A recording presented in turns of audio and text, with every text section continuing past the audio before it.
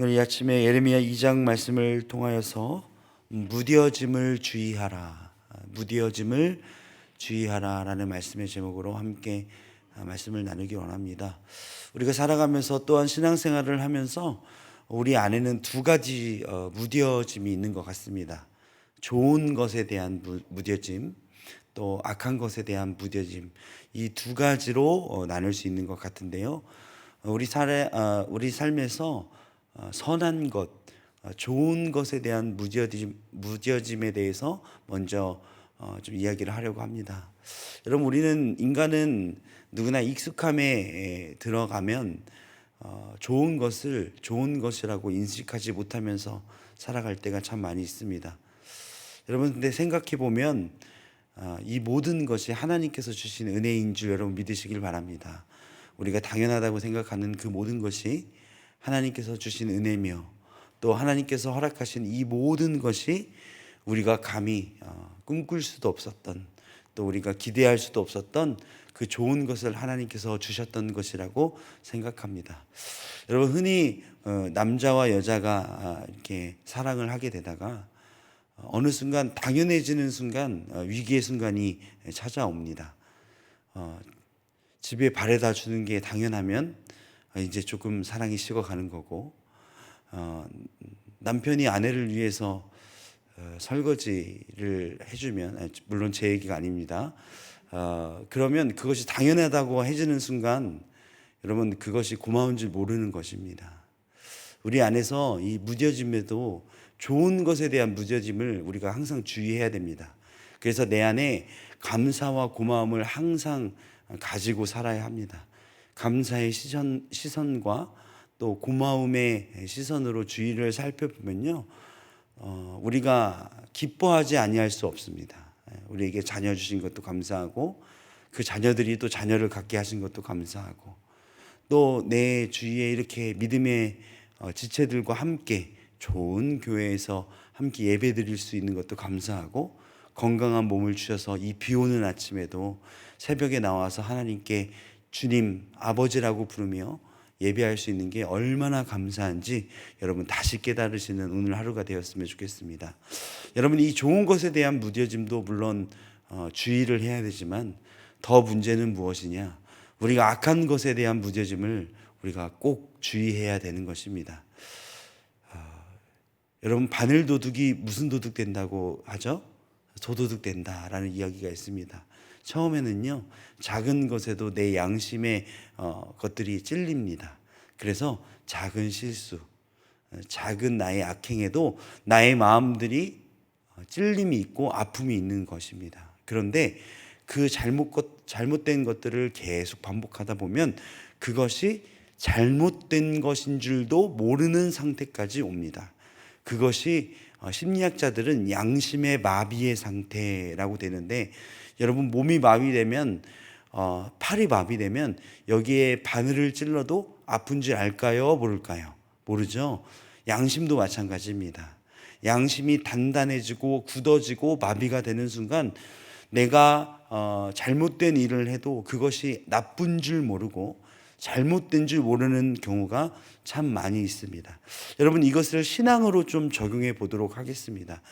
처음에는 예배 한 번만 빠져도 큰일 나는 줄 알았어요. 내가 기도를 좀 적게 하면 하나님 앞에서 우리가 신자로서 하지 못할 일들을 하는 것이라고 생각하면서 살았을 때가 참 많았습니다. 그런데 뭔가 문화적이고 정서적인 이유로, 또 시대적 흐름이라는 핑계로 우리가 예배를 소홀히 하고 모임을 소홀히 하고 하나님 앞에 기도하는 시간이 적어지는 것에 대해서 무감각해지는 우리의 신앙 상태가 오는 것을 볼 수 있습니다. 여러분, 그럼에도 불구하고 우리는 깨닫지 못합니다. 왜죠? 우리의 신앙이 마치 마비가 된 것처럼 굳어지고 딱딱해졌기 때문입니다. 여러분, 신앙인들은요, 이것을 주의해야 돼요. 이 정도는 괜찮겠지, 이렇게 이야기하는 거 괜찮겠지 라고 하는 그 신앙의 마비의 상태를 주의해야 된다는 것입니다. 오늘 본문 말씀에 보면요, 이스라엘 백성들이 이 신앙의 마비의 상태가 온 것을 볼 수 있습니다. 하나님 앞에 대항하는 것은 물론이며 이제 자기들의 신앙을 판단하는 그런 시간까지 오게 됩니다. 그래서 자기가 잘못해놓고도 나는 잘못하지 않았다고 자신을 스스로 속이는 경지에까지 오르는 것이 이 말씀입니다. 여러분, 자신은 속일 수 있어도 하나님은 속일 수 없습니다. 여러분 믿으십니까? 우리의 신앙이요, 나와의 타협, 나와의 또 내 자신과 주변 사람은 속일지 몰라도 하나님은 속일 수 없는 것입니다. 여러분, 이 부분을 분명히 깨달으셔야 됩니다. 그래서 오늘 이 아침에 우리가 이런 신앙의 무뎌짐, 신앙의 마비의 상태, 내 마음에 하나님을 멀리하고도 아무렇지도 않은 내 신앙의 상태를 피하기 위해서는 우리가 어떻게 해야 되는지 오늘 본문의 말씀을 통해서 좀 반면교사 삼으려고 합니다.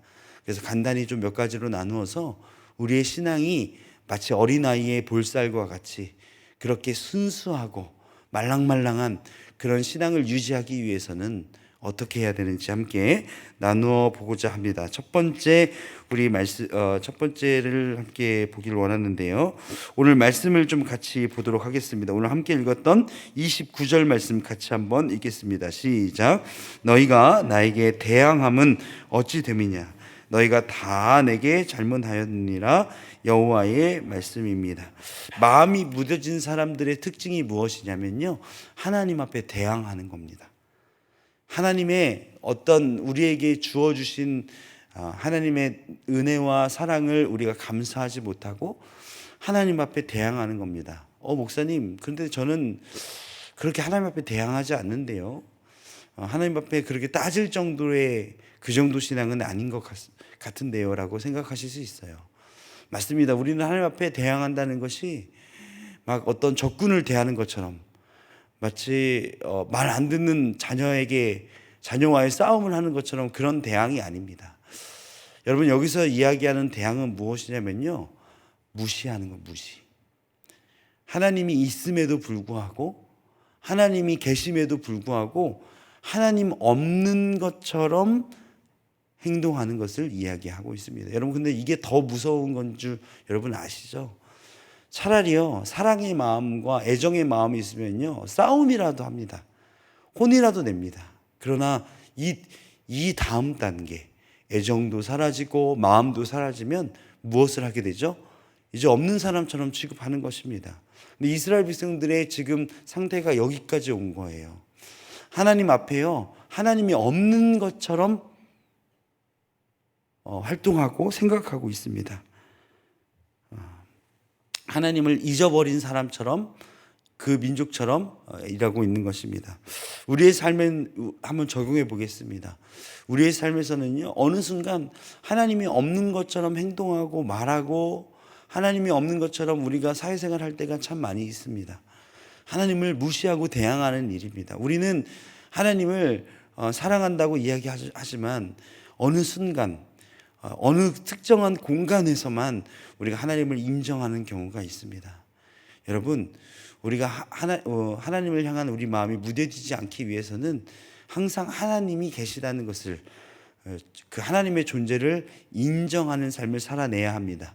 여러분, 그래서 코람데오라는 말이 있습니다. 여러분 잘 아시는 말이지만 코람데오의 뜻이 무엇이죠? 하나님 앞에서 우리의 모든 행동과 언행과 말투와 표정과 우리의 생각이 모든 생활의 모든 것들이 코람데오의 삶을 누리신다면 우리의 신앙이 무뎌지는 것을 막을 수 있습니다. 모든 순간 하나님을 인식하며 어느 순간에도 하나님이 나를 함께 하시고 함께 지켜보신다는 사실을 기억하시는 여러분 되셨으면 좋겠습니다. 두 번째, 오늘 말씀 31절 말씀 같이 함께 읽겠습니다. 31절입니다. 시작. 너희 세대여 여호와의 말을 들어보라. 내가 이스라엘에게 광야가 되었었느냐 캄캄한 땅이 되었었느냐. 무슨 이유로 내 백성이 말하기를 우리는 노였으니 다시 주께로 가지 아니하겠나 하느냐. 마음이 무뎌진 백성들은요 이렇게 이야기합니다. 이제 나는 내 삶의 주인은 나다. 내가 놓여졌다. 내 마음대로 선택할 수 있다 라는 생각을 하는 순간 그것이 마음이 무뎌진 사람들입니다. 여러분 우리 저번 주에도 제가 말씀드렸다시피 요즘 세대 친구들은 자신의 삶을 자신이 선택한다고 생각하는 친구들이 참 많이 있습니다. 지금까지 어려움이 별로 없었기 때문이죠. 여러분 우리가 여기 계신 분들이나 혹은 제가 어렸을 때만 해도 형제들이 많고 또 어려움으로 살았던 분들이 많이 있기 때문에 그 어려움을 잘 겪어내고 하나님이 주신 은혜에 대해서 감사하는 그런 것들이 교육하지 않아도 잘 우리 안에 새겨져 있었습니다. 그러나 요즘 세대들은요 부족한 게 없어요. 말만 하면 다 생깁니다. 관계도 선택적으로 할 수 있어요. 그렇기 때문에 내가 내 삶을 선택한다고 계속해서 생각하면서 살아갈 때가 참 많이 있습니다. 내 삶이 놓여졌다고 생각합니다. 그러나 그렇지 않습니다. 여러분 우리의 삶은요 하나님 앞에 붙들린 삶인 줄 여러분 믿으시길 바랍니다. 여러분 하나님께서 붙들린다는 게 뭔가 구속받고 답답하게 느껴질 수 있지만 그것을 의미하는 것이 아닙니다. 여러분 우리가 하나님께 붙들리지 않고 사는 삶을 상상한다면 얼마나 끔찍하고 힘든지 모릅니다. 우리의 삶에요 매 순간이요 정말 위험하고 정말로 위협이 가해지는 그런 삶이 우리 삶의 천지입니다. 뉴스만 봐도요 하루에 많은 사람들이 교통사고로 또 불의의 사고로 이 세상을 떠나는 것이 참 많이 있습니다. 원치 않는 아픔을 당하는 사람도 주변에 얼마나 많은지 모릅니다. 여러분 우리는 하나님께 놓여진 삶이 자유로운 삶이라고 착각하지만 진정한 자유의 삶은 하나님 안에서 자유하는 것입니다. 여러분 그것을 기억하고 하나님 안에서 자유함을 기뻐하는 것이 마음이 무뎌지지 않았다는 증거입니다. 내가 주일날 나와서 예배드리고 봉사하고 교회 안에서 이렇게 헌신하는 게 힘들다? 짜증난다? 뭔가 내 시간이 부족한 것 같다라는 생각이 드는 순간 여러분 내 신앙의 상태를 점검해야 된다는 표시입니다. 여러분 차를 운전하다가 보면 주유등이 깜빡깜빡합니다. 타이어 기압이 떨어지면 바람이 빠지면 차에서 경고등을 알려주는 것입니다. 내가 예배드리는 것이 귀찮아지고 주님 앞에 헌신하는 것이 내가 귀찮아지는 순간 바로 내 마음이 무뎌졌다는 증거가 되는 것입니다.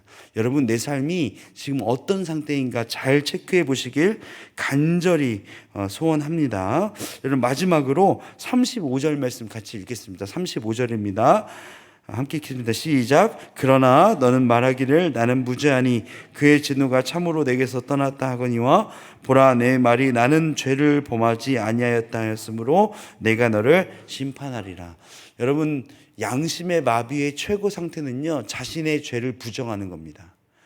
내가 죄인이 아니라고 이야기하는 거예요. 잘못했다는 것을 인정하지 않는 것입니다.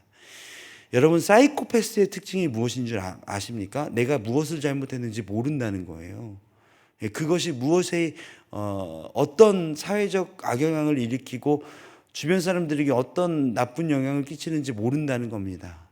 여러분 신앙이 무뎌지는 사람의 특징은요 내가 범죄함에도 불구하고 그것에 대해서 아픔을 못 느낄 뿐만 아니라 죄를 부정하는 거예요. 이거는 죄가 아니지, 이 정도는 괜찮지라고 내 자신과 타협하는 순간 마음이 무뎌졌다는 신앙의 그 양심이 무너졌다는 결정적인 특징이 되는 것입니다. 여러분은 오늘 우리의 삶을 좀 잘 체크하는 하루가 되었으면 좋겠습니다. 말씀을 통해서 우리가 하나님을 대항하면서 살아가고 있지 않는지, 또 내 삶의 주인이 나이기 때문에 내가 선택하며 내가 판단하며 내 길을 내가 정하며 살아가고 있지는 않은지 잘 확인해 보시길 바랍니다. 마지막으로 우리는 죄인인 것을 인정하고 하나님 앞에서 우리를 십자가의 보혈로 살려주신 그 은혜에 매일매일 감사하는 그 신앙의 양심이 우리가 유지되어야만 합니다. 십자가의 보혈, 십자가의 사랑, 그것이 어느 순간 귀찮아지고 이제 뭔가 그 얘기를 하면 마음에 감동이 없다면 점점 내 마음이 무뎌지고 있다는 증거이기도 합니다. 우리 사랑하는 온사랑교회 성도 여러분, 이 새벽에 우리가 기도하기는 하나님, 우리가 신앙이 무뎌지지 않기를 간절히 소망합니다. 하나님을 생각하고 주님을 떠오르기만 해도 내 마음에 정말로 아픔이 있고 또 눈에 눈물이 적셔지는 그런 신앙이 계속 유지되길 소원하는 이 아침이 되길 간절히 소원합니다. 하나님 앞에 그렇게 나아갈 때, 그렇게 순수한 마음으로 나아갈 때, 어린아이와 같은 심령으로 나아갈 때 하나님이 기뻐하시는 줄 여러분 믿으시길 바랍니다. 나의 생각, 나의 판단, 나의 잣대로 다 재워놓고 하나님한테 요구하는 거 하나님이 기뻐하지 않으십니다. 여러분 오늘 기도하실 때는요, 좀 이렇게 기도했으면 좋겠습니다. 내가 계획하고 내가 생각한 것 좀 내려놓고, 내가 이미 판 짜놓은 것들 하나님 이대로 해주세요 하고 내가 다 계획해서 하나님께 보고 올리는 거 말고, 하나님 내가 어떻게 하면 좋을까요? 내가 어떻게 나아가면 좋을까요? 그 원천적인 것부터 하나님께 묻는 이 아침이 되기를 간절히 소원합니다. 함께 기도하시겠습니다.